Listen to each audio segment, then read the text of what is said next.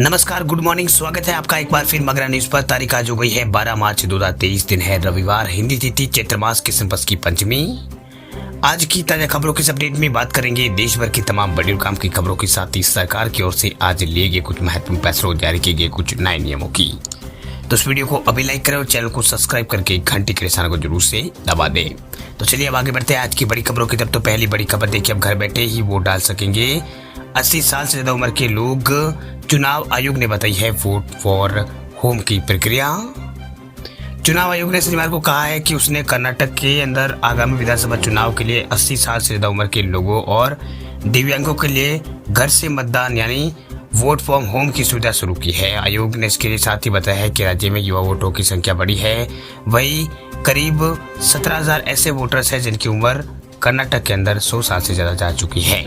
वही मुख्य जो निर्वाचन आयुक्त है राजीव कुमार, उन्होंने बेंगलुरु में चुनाव आयुक्त जो है अनूप चंद्र पांडे और अरुण गोयल के साथ प्रेस कॉन्फ्रेंस में आगामी कर्नाटक विधानसभा चुनाव की तैयारियों की जानकारी दी। इस दौरान उन्होंने कहा कि पहली बार निर्वाचन आयोग 80 साल से ज्यादा उम्र के लोगों को ये सुविधा जो है वो देने जा रहा है।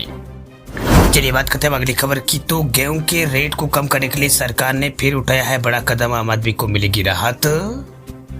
गेहूं की कीमतों को कम करने के लिए सरकार की तरफ से लगातार कदम यहाँ पर जो है उठाए जा रहे हैं। इसी के बीच जो भारतीय खाद्य निगम है एफसीआई, उसने ई नीलामी के 5वें दौर में आटा मिलों सहित अन्य थोक ग्राहकों को 5 लाख टन गेहूं जो है बेचा है। वही खाद्य मंत्रालय के अनुसार गेहूं और गेहूं के आटे की खुदरा कीमतों को कम करने के लिए यहाँ पर ये जो कदम है वो पिछले 4 दौरों में आप उठाए गए हैं। करीब इसमें 23 लाख टन से भी ज्यादा गेहूं जो है खुले बाजारों में बिक्री योजना के तहत थोक उपयोगकर्ताओं को बेचा गया है। वह अगली सप्ताह की नीलामी जो है वो 15 मार्च को होगी। वह इन नीलामी का 5वां दौर 9 मार्च को पूरा हुआ और एफसीआई जो है उसके 13 क्षेत्रों में स्थित 757 डिपो से करीब 11.88 लाख टन गेहूं बिक्री के लिए रखा गया था। वह मंत्रालय ने एक बयान में कहा है कि 1248 विक्रेताओं ने करीब 5 लाख टन से ज्यादा गेहूं जो है वो खरीदा है। वही बात करते हैं अगली खबर की। तो अगली खबर है राशन कार्ड धारकों की अब लगी है लॉटरी। अब गेहूं चावल के साथ ये सामान भी मिलेगा मुफ्त, जारी हुआ है आदेश। राशन कार्ड धारकों के लिए बड़ी खुशखबरी है। दरअसल अगर आपने भी फ्री राशन स्कीम का फायदा अगर ले रखा है या फिर ले रहे हैं तो आपके लिए अच्छी खबर। दरअसल सरकार की ओर से फ्री गेहूं चावल के अलावा अब ये सामान जो है आपको मुफ्त में देने का यहाँ पर सरकार जो है प्लान बना रही है। वो कौन सा सामान है तो हम आपको बता दें कि यहाँ पर केंद्र सरकार के साथ ही राज्य सरकार की तरफ से भी कई तरह की सुविधाएं दी जा रही है। उस कड़ी में जो उत्तराखंड सरकार है वो 23 लाख परिवारों को फ्री या राशन के अलावा चीनी और नमक जो है कम कीमत में देने की यहाँ पर योजना बना रही है। यानी उत्तराखंड के अंदर गेहूं और चावल के अलावा आपको यहाँ पर नमक और चीनी भी जो है वो सरकार उपलब्ध करवाएगी। वही सरकार की ओर से इस तरह का यहाँ पर जानकारी दी गई है कि चीनी और यहाँ पर नमक जो है उपलब्ध कराया जाएगा। इसके बाद सरकार के ऊपर 65 लाख करोड़ रुपए का जो अतिरिक्त खर्च जो है उठाना पड़ेगा। यानी 65 लाख जो करोड़ रुपए है उसका जो अतिरिक्त खर्च है उठाना पड़ेगा। वही खाद्य मंत्री ने मीडिया को जानकारी देते बताया कि केंद्र सरकार ने साल 2023 में देश भर में फ्री यहाँ पर राशन देने का फैसला किया है। इस पूरे साल लाभार्थियों को फ्री राशन का फायदा मिलेगा। वह सरकार ने बताया कि वह चाहती है कि गेहूं चावल के साथ चीनी और नमक जैसे जरूरी सामान भी हर रसोई में उपलब्ध हो, इसलिए सरकार यहाँ पर सब्सिडी की बात कर रही है। बात यह है कि चीनी पर 10 रुपये प्रति किलो की सब्सिडी देने का सुझाव दिया गया है। इसको बढ़ाकर 15 रुपये तक किया जा सकता है। इसके साथ ही राज्य सरकार ने जानकारी देते हुए बताया कि जो भी कार्ड धारक पिछले 6 महीनों से अपने कार्ड से राशन नहीं ले रहा है उनका राशन कार्ड बंद कर दिया जाएगा। चलिए बात करते हैं अगली खबर की। तो प्राइवेट नौकरी करने वालों को बड़ा झटका, पीएफ में और कटौती कर सकती है सरकार। प्राइवेट सेक्टर में काम कर रहे लोगों को अब एक और झटका लगने वाला है। दरअसल जो एम्प्लॉय प्रोविडेंट फंड है एपीएस, उस पर मिलने वाले ब्याज को लेकर सरकार इस महीने बड़ा फैसला ले सकती है। वही सूत्रों की माने तो इस साल यानी वित्त वर्ष में पीएफ पर मिलने वाले ब्याज दर को कम किया जा सकता है, इसमें कटौती की जा सकती है।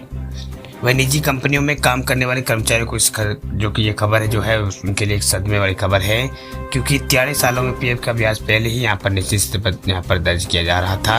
अब एक बार फिर कटौती होगी तो उनके लिए ये झटका है। दरअसल देश भर में अभी पीएफ पर पीएफ के करीब जो है 6.5 करोड़ से ज्यादा खरीदार है। पीएफ पर मिलने वाला ब्याज पहले से ही अपने निचले स्तर पर चल रहा है। ईपीएफ ने साल 2021-22 में पीएफ की ब्याज दर जो है वो 8.1 तय की थी।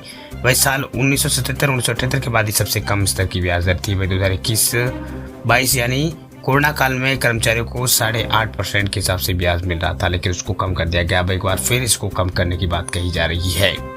वही इसे 8% किया जा सकता है, यानी इसमें 0.10 जो बेसिस पॉइंट है उसमें बढ़ोतरी जो कटौती जो है वो की जा सकती है, और ये 8% किया जा सकता है, जो कि अगले साल विधानसभा और लोकसभा के चुनाव भी है। यानी इस साल विधानसभा चुनाव और लोकसभा चुनाव भी होने वाले हैं। इसी को देखते हुए सरकार इसमें थोड़ी सी यहाँ पर कटौती जो है कर सकती है। बात करते हैं अगली खबर की, तो महंगाई को रोकने के लिए सरकार बना रही है मेगा प्लान। अब किराना की दुकान वालों का होगा ये फायदा। देश की रिटेल इंडस्ट्री की ग्रोथ के लिए केंद्र सरकार नेशनल रिटेल ट्रेड पॉलिसी और ई कॉमर्स पॉलिसी लेकर आ रही है। एक बार इस पॉलिसी के लागू हो जाने के बाद रोजाना की चीजों की कीमत में काबू जो है वो हो जाएगा।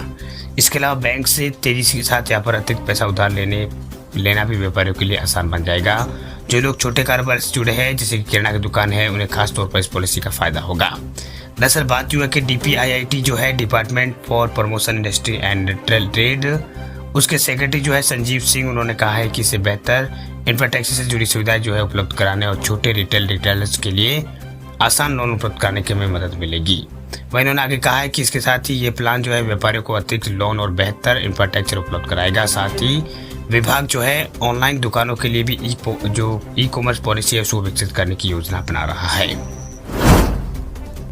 चलिए बात करते हैं अगली खबर की। तब बेंगलुरु से मैसूर के बीच दूरी केवल रहेगी 75 मिनट। प्रधानमंत्री आज करेंगे नए एक्सप्रेसवे का उद्घाटन। पीएम मोदी आज रविवार को बेंगलुरु से मैसूर को जोड़ने वाले एक्सप्रेसवे का उद्घाटन करेंगे। पीएम मोदी के मुताबिक बेंगलुरु से मैसूर एक्सप्रेसवे के जरिए कर्नाटक राज्य के डेवलपमेंट को एक नई दिशा मिल जाएगी। वहीं केंद्रीय सड़क परिवहन और राजमार्ग मंत्री नितिन गडकरी का कहना है कि जो एक्सप्रेसवे है इसके शुरू होने जाने के बाद श्रीरंगापटना से कुरुगा और ऊटी और केरल जैसे इलाकों में नेटवर्क मजबूत होगा। इन इलाकों में टूरिज्म को भी बढ़ावा मिलेगा। वही NH 275 स्थित जो है ये हाईवे जो है NH 275 भी स्थित है। इस एक्सप्रेसवे की कुल लंबाई जो है 118 किलोमीटर है। इस एक्सप्रेसवे के शुरू हो जाने के बाद बेंगलुरु से मैसूर के बीच में दूरी जो है 3 घंटे से घटकर अब 75 मिनट के आसपास हो जाएगी। चलिए बात करते हैं अगली खबर की। तो फरवरी में पैसेंजर व्हीकल्स की बिक्री में 11% हुई है बढ़ोतरी। मारुति सुजुकी ने बेची है 1 लाख से भी ज्यादा गाड़ियां। फरवरी 2023 में देश में ऑटोमोबाइल मैन्युफैक्चरिंग कंपनियों ने करीब 2,52,000 के आसपास पैसेंजर व्हीकल्स की थोक बिक्री की है। वही ये फरवरी महीने में अब तक की सबसे ज्यादा बिक्री है। वही society of Indian automobiles manufacturing जो है उसने यहाँ पर शुक्रवार को इस तरह की जो रिपोर्ट है वो जारी की है। वही उनकी रिपोर्ट के मुताबिक फरवरी में कार और यूटिलिटी वाहनों की बढ़ती मांग, टोटल पैसेंजर व्हीकल की मांग इसमें बड़ी है। वही रिपोर्ट में बताया गया कि पिछले महीने ऑटोमोबाइल जो कंपनियां हैं उसने डीलर को 2,51,928 वाहनों की डिलीवरी की थी। ये फरवरी 2022 में डिलीवर की गई 2,62,984 गाड़ियों से 11% ज़्यादा है। वही 2 व्हीलर की बिक्री में भी 8% की ग्रोथ जो है वो आई है। बात अब करते हैं अगली खबर की। तो देश के कृषि मंत्री नरेंद्र सिंह तोमर ने किया है बड़ा ऐलान। देश के 14 करोड़ किसानों को मिलेगा ये फायदा। जलवायु परिवर्तन की चुनौतियों के बीच नई टेक्नोलॉजी और रिसर्च तक किसानों की पहुंच जो है सुनिश्चित करने की जरूरत है। वे केंद्रीय कृषि मंत्री नरेंद्र सिंह तोमर ने भारतीय कृषि अनुसंधान परिषद जो है ICAR उसकी 194वीं जो सालाना बैठक उस बारे में यहाँ पर बैठक में इस बात का जोर दिया। उन्होंने कहा है कि कृषि इंडियन इकोनॉमी की रीढ़ की हड्डी है और इस क्षेत्र को अधिक विकसित किया जाना चाहिए।